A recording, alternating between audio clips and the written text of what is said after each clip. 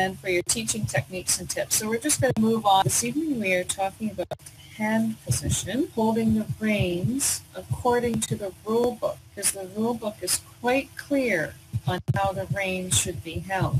And I'm wondering if the people who are attending this evening have a copy of the USEF rule book and have actually read the USEF rule book to see what it does say about your position and how to hold the reins. Just put yes or no in the chat if you have read the rule book on the position. And Randy, this question is for you. What are some of your tips for getting the correct hand position?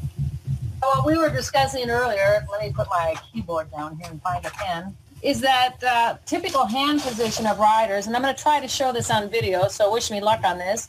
The goal of horsemanship, can you make my picture bigger for a minute, Laura? Yeah, sure, I can do that. Here we are talking about the basic hand position, and all the rule books say basically you need a straight line from the rider's elbow to the bit, right?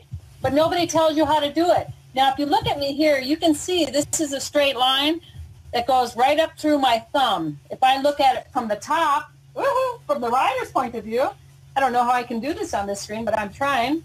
I should be able to see a straight line that goes from the center of my elbow down through my thumb that points to the horse's opposite ear. That's when I have a straight line that's coming from my elbow, which is the only way a rider can really connect from the reins, you know, the circle of aids from their... But here's the key thing that we find a lot of riders aren't doing, is when the reins are in their hands, they're not putting their thumb over the top of the rein. It's the thumb over the top of the rein that will stop your rider's reins from sliding all the time. Now, the other thing is, and we were all talking about this because it's something we see a lot, is most riders aren't sure how they should close their hands around the reins. So I'm going to borrow this magical pen, and we're going to pretend it's a rein. Here's what most riders do. When they put the reins in their hands, they're riding them like this or like this. So you can see it from this side. This is on the second knuckle right here. And then other riders do this. Now, the way that you hold the reins correctly is your fingers should close around the reins with your thumb on top. Now, look at the difference in how my hand appears from the side. Instead of having all of my knuckles showing, all you see is the back of my palm. Now, by doing this, it'll keep the connection with the reins where you have that contact. Let me show you from the other side, because here's another question people have is they're like, well, if I close my fingers around the reins, let me put the pen in there, around the reins, I've got to clench it tight, and you know, this is like I'm holding it tight. With my fingers, you want to have your fingers open like this with your thumb on top of the rein. See how I've opened my fingers a little bit? And it looks like this from the side instead of this, where the rein's going across the wrong knuckle, or this. Does that make sense, everybody? Good explanation, Mary. And that's a great way to say it. And I think that one of the things that people get confused with, and when I do clinics, I try to explain this, that an open finger, an open hand holding the reins is a useless rein and hand. That the rein, the contact to the bit is through your elbow and shoulder and back, and that the hands are just holding the reins, and that the softness should come from the rest of your body. And it's easy to open your reins, and I'm not saying that there's not some times where you might hold your reins differently. You might if you're doing something as a professional rider, but I feel that we need to teach all of our students the basic correct position as it is in this day and age. And then if they want a technique that works better for them later on, I think that's okay too. However, there are some things that just work better than others. There's an awful lot of people that have learned how to do it and how to teach it and how to make it work personally. And another thing with the fingers, you know, when we're talking about this, is that whenever you see open fingers, all you have to do is think broken fingers. There's a reason rules were created. People were breaking fingers, obviously. So if you close your fingers, you probably won't break them. It's true. So we have a question, and it's a very good question. Might be under the pet peeves thing, but I'm going to ask it anyway. What are your feelings on posting at the canter during the courtesy circle? This question is from Kay. posting at the canter during the courtesy circle before the course. In what class? Let's say equitation. Oh, no, let's say a hunter class. Well, the hunter class, personally, it's not my favorite thing to see, but we're judging the horse. So it's a little distracting. And if that's how they want to get their horse going, I think it's fine. In an equitation class, it's a no-no in front of me. I agree. Laura, what do you think, Laura? I'm just thinking that the posting at the canter was almost a fad that we saw a few years ago. I haven't seen it too much for a couple of years, and I never embraced it, and I never understood it. I did. Meredith, I know you're on there. I can't remember what you said last week when we talked about this. If you would type that on, that sometimes you do that and why, and we'll go back to that. I think it's distracting, and I think it was a fad that we saw it everywhere. Meredith just said she does it when she's nervous, and when she's nervous, she can get a rhythm at the canter. I remember this conversation now. She can get a rhythm at the canter, and she can get the feel, and then she'll ease back down in the tack. So sometimes there's a reason for it, and if that can help her from being nervous, I don't see you being nervous very often, Meredith, but it's a good thing. So, Very good. So in the hunters, it doesn't bother me. It just distracts me. It's another one like, why would you do that? Why would you do that? The why question. And I guess if you thought that they were doing it because they were nervous, then that would be okay. But it is a distraction. And yeah, it's busy. It's just busy. And it doesn't look like it belongs in the polo field. Yeah, exactly. And in equitation, it's a no-no. Yeah, in an equitation, it's an incorrect. So we talked a bit about hand position. Thank you, Randy, for that. And now, Patty, you want to talk about the little hands and the pellums? Did we want to do that today, ladies? Exactly what I was going to do. Let's talk about pellums. And I know that you have some really good tips on using pellums with children and people with small hands, I guess. Could you expound on that? Well, because I judge all levels, a lot of times I'll see the Kimberwick and in the lower levels, and I always question that. In the book, it's an inappropriate bit in the hunters. But people use it all the time, and I have to assume they use it because their rider cannot hold two reins, and using a little Tom Thumb Pelham would pretty much do the same thing. Years ago, when I had a business in Florida, I would take the Pelham reins, and I would either tie them together with a piece of yarn right where the rider's hands were so they could hold one rein. And I would use the thinnest reins I could find so that there wasn't too much bulk in their hand. If you take a 7-year-old or an 8-year-old or a 6-year-old or some 10-year-olds or some 37-year-olds and they have little hands, it's hard to hold all that rein in your hand.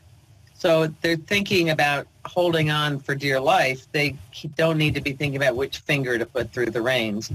But Fury needs to have more breaks than a snaffle bit. And you don't want to put a wire in there because their hands are uneducated. So they use a Pelham. So we would do that. And I would take mine. Instead of a converter, why would you not put a converter in? Because we feel that the converter is another inappropriate use of the Pelham. And that it's, even for to children. me, it's messy looking. And it doesn't create the same thing. Now, in the short stirrups and the cross rails, I don't care if you use a converter or not. However, you could not use a converter if you'll just tape those reins together. I used to take them to a saddle maker and sew them together at about 4 inches long where the kids would be holding on to them. Just a little trick I came up with years and years ago. And if it could help somebody, it's a great thing. And that's kind of what we're about. And that's actually, to me, that tip right there is where this whole thing is going. Most people out there do a pretty darn good job, and they just need a little bit of help coming up with ideas. You think there, Randy? I agree totally. Because we've been around long enough where we've seen a lot of things, good and bad. And we draw on the good because we know it makes a difference with the horses we're working with and the people. We also take a great deal of pride in what we're presenting with our riders in the show ring. We follow the rules and we honor them by producing the best riders we can with whatever techniques are the most elegant, safe, and easy to teach. Okay, Okay, thank you. I'd never heard of sewing the reins together or attaching them together. I think that's a really clever idea and makes it really easy for children or adults who are finding it difficult getting their fingers arranged around 4 reins. I think that's really clever way of helping them out. Okay, so we have a comment here. It's just one of the many little tricks we're going to share over the time. There's a comment here. It says, converters are a big pet peeve for me. I taught my kid with forward small to do it. I find it picking them up that the kids have trouble with. Oh, picking up the reins. Right, and that's why you're picking up the reins the kids have trouble with, which is why if you sew them together, yeah, and you know your pony and you know your child, you can get the right location, or if you wrap black yarn around them, you can fix them where no one knows. Nobody has a clue that you've done that. And it works. And I think another point you made that's very important for people to realize is reins come in different widths. If you have a small-handed rider, get smaller width reins. You don't need the big skinny reins. You can get skinny reins, and you can hold them better. And the other thing is when you're teaching a rider how to use a double rein system, they have to practice. Don't expect them to get it in the show ring. If they're not practicing and learning the technique for picking up their reins the correct way or shortening the length of the reins as the horse has changed, that would be your fault as the trainer. Am I not right, Lee? You're telling Randy. No, I think you're exactly right. Give him a hat, girl. You go. It's not heck. It's reality. Yeah. Obviously, you can see who the mean one is of this group. It's not me. Yeah. I was going to say the one in the blue shirt, but we all seem to have blue on, so. Yeah, right. The one in the middle. The one in the middle. No, not me. Okay, so I also have something here about the hand position for short release and long release, long and short release. Did you want to touch on that as well, Patty? Well, I think we talked about just some little basic things, and that could be another whole long webinar, and we'll certainly go into it when we do the live one. In the hunters, the release should allow the horse to jump. So you have to make sure that you're following their mouth. And the same thing in the jumpers, in the equitation, but your release is a more packaged horse so that the release appears to be the short release, more of the short release.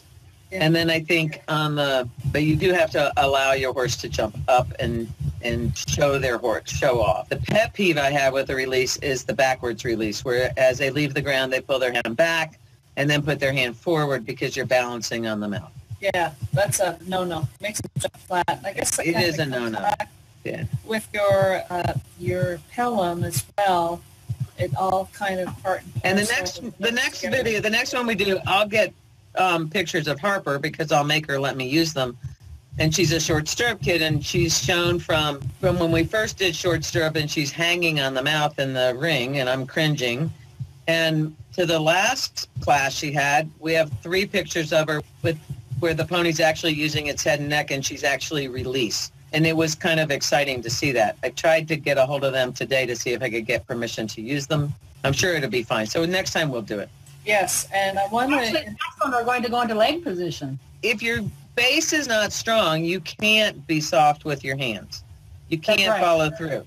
So so there is your base has to be correct and be strong so that you can release properly. And actually, I think that's what's happening with Harper. And to keep a horse in front of the aids. If our riders are not anchored into their lower legs and using them properly, they can't keep a horse in front of their aids, stepping forward into the connection to where they're in the balance that they need for whatever class they're in. Whether it's a loose rein, a light contact or whatever, if that horse isn't moving from your leg, it's not keeping even strides, which as judges we all can see pretty easy. They take short strides instead of long strides. And once again, we're getting off topic here. We're getting all excited about the things that we like to talk about, right? Yes. Exactly. Well, that's okay. Yeah. So what about you, Laura?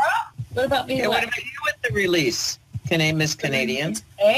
Little Miss Canadian to see, first thing that she likes to see is a horse using itself over top of the jump, so that when the horse is going over top of the jump, it's kind of looking down to admire how beautifully the jump is made. That's what I like to see. The horse coming to the fence and jumping the fence in stride. And if you're not releasing, the release happens when the horse breaks the contact with the rider as the horse comes off the ground and breaks that connection.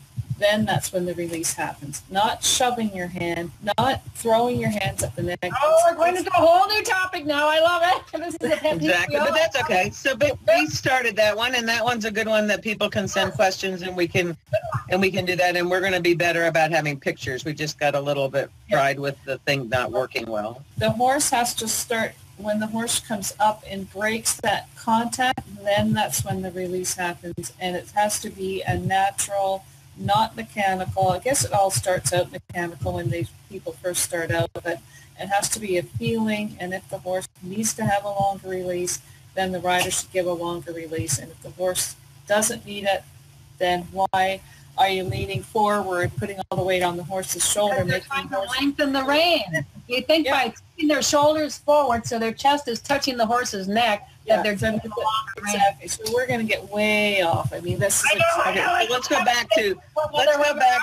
back to the other one we talked about, because we did a little practice one last night and the night before. Let's go back to the other rein lengths, which were in the flat classes. There are different rein lengths in the flat classes, and we'll start with pleasure. The pleasure class is a loopy rein on a balanced, safe horse. Not necessarily the best mover for me. It has to be the one that I would put my grandmother on or my grandchild on. Manners performance way of going, I think, is how they put it. Exactly. And that's a little bit of a looser rein that you would go maybe trotting across the field in, or just your pleasure riding on, pleasure being the key word. And then I think that then we could go to the under saddle class, which hunter under saddle class, in the rule book, it states light contact. And that, so there must be contact to the bit, not a loop in the reins. And it can be light, as their horse's frame can be longer than an equitation class. It can be longer, but it's when they get flat and tight over top of their top line that I don't like. Right. Okay, so, wait a minute. Meredith and Amy have written some comments here. I want to read what Amy has to say. Hi, Amy Center. Hi, Amy. She says, thank you, ladies, for sharing your valuable experience to share something with other instructors that has helped me. I define equitation to my riders as equine communication, to get the point across that your position is meant to communicate to the horse in their language. It seems to click in their brains with this terminology. That's very good. That's great. I love that, Amy. That's really good. Equine communication. Amy's from Tallahassee, Florida. Excellent.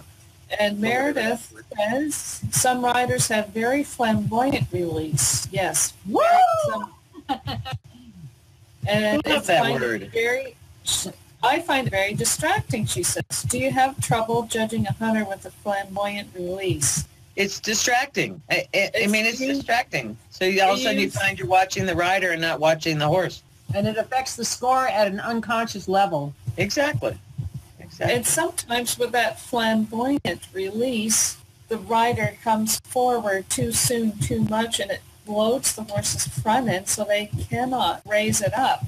They can't raise their front end up and get their front legs up properly. Well, and I think that the professionals that do it because they think it's a great look, and they just haven't quite figured out that it's not such a great look. I think they do it. I think you're right, and I think they do it because it makes the horse look like, wow, look how well my horse is just punching me out of the saddle, and so I have to be falling forward onto my chin. Well, what I found is that what happens with fads like that is that somebody has probably one that's been doing the flamboyant release, and so somebody else who doesn't have the knowledge that others might have feels that they might be winning because of that, and so then they copy it. They copy it, and sometimes it's not that the flamboyant release is not the reason they won. It's because in the company at that day, that horse went better than anybody else's horse. It's not the reason. The class is judged on the horse. Exactly. All right, so we're going to have to move on here because it's closing on to 9 p.m. already, and we have a couple other topics. Yeah, so we have a very special and very important topic called liability statutes and how they affect your horse business.